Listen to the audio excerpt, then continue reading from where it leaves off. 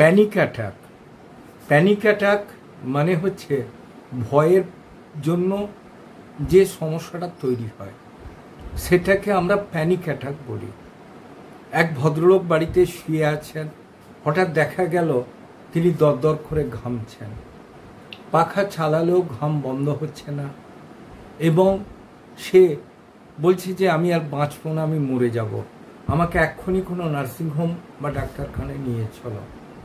সেখানে নিয়ে যাওয়া হলো, তার প্রেশার মাপা হলো, প্রেশার ঠিক আছে, তার ইসিজি করা হলো, ঠিক আছে, ইকো করা হলো, ঠিক আছে, এমআরআই করা হয়েছে, ঠিক আছে, কিন্তু তার অস্বস্তি যাচ্ছে না।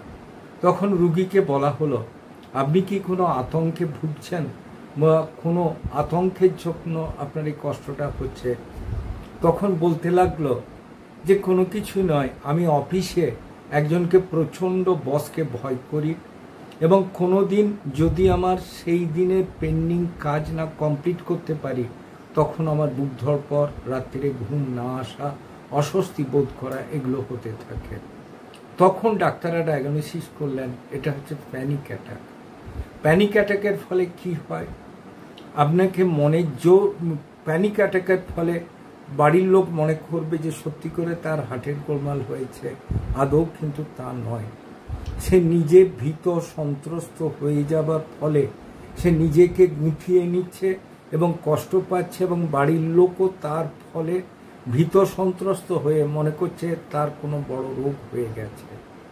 কাজে প্যানিক অ্যাটাক যদি হয়ে থাকে সেক্ষেত্রে নিজের হীনমন্যতা ত্যাগ করতে হবে, মনের জোর বাড়াতে হবে, সারাউন্ডিংস লোকের কাছে আপনার সমস্যার কথা প্রয়োজন মাফিক বলতে হবে, এবং সর্বোপরি কি হচ্ছে আপনি সেটা নিয়ে বেশি চিন্তা করবেন না। যদি সেটা নিয়ে বেশি চিন্তা করেন সেক্ষেত্রে কিন্তু প্যানিক অ্যাটাক অরিজিনালি আপনার হার্ট অ্যাটাকে দাঁড়িয়ে যাবে।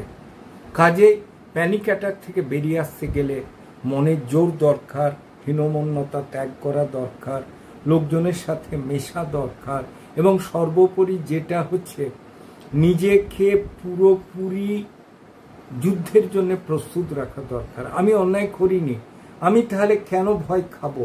আর যদি আমাকে ফেস করতে হয় আমি সেটা ফেস করব, আমি সেটাকে লুকিয়ে রাখবো কেন? এই ব্যাপারগুলো যদি হতে থাকে সেক্ষেত্রে আপনি যদি ঠিক মতো ডাক্তারবাবুর সাথে যোগাযোগ করে আপনার রোগটা সম্বন্ধে যদি না সচেতন হন তাহলে কিন্তু আপনার কষ্ট বাড়বে।